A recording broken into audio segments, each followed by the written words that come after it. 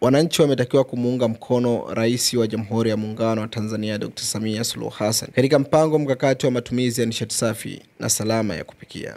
Ameyasema hayo mwenyekiti wa bodi ya NGOs Mheshimiwa Khadija Aboud Jumbe katika mkutano wa kuhamasisha matumizi ya nishati safi uliofanyika katika skuli ya Tumekuja, na kuwataka wananchi kumuunga mkono Dr. Samia katika mpango mkakati wa matumizi ya nishati safi na salama utakaookoa maisha ya mwanamke wa Tanzania na Afrika kwa ujumla, pamoja na kupunguza ukatili wa kijinsia. Naomba mpokee salamu za dhati kwa Rais wa Jamhuri ya Muungano wa Tanzania, kinara mashuhuri wa uhamasishaji wa matumizi ya nishati safi na salama ya kupikia barani Afrika, mama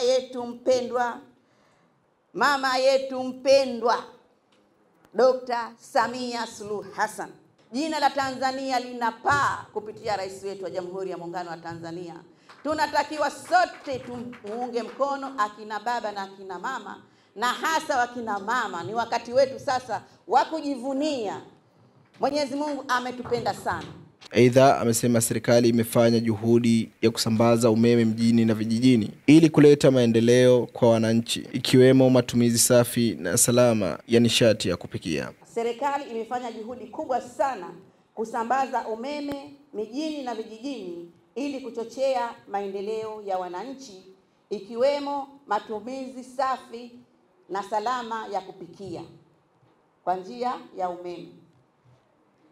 Pongezi kubwa sana kwa serikali zetu zote mbili kwa jitihada kubwa sana zinazofanya kwa kuhakikisha wananchi wake wanatumia nishati safi na salama kwa matumizi yote ya kibinadamu.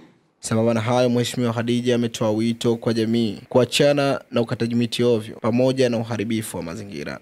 Na watolea wito wananchi wenzangu wote, tuache tabia ya kukata misitu, kuharibu uoto wa asili, ukataji wa magogo, kukata ovyo miti, kuchoma moto misitu, kuchoma mkaa na kutoharibu mazingira yetu ya asili.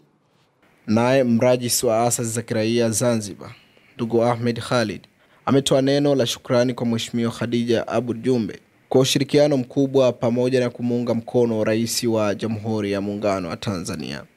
Hata hivyo, mrajisi ametaka asasi za kiraia kuhamasisha utumiaji wa nishati safi na salama.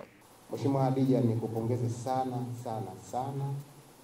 Nimekupongeza pia, nimefurahi kwamba na mimi umetaka niwe sehemu ya mkutano huu. Nashukuru Mungu nimekuwa pamoja na nyinyi.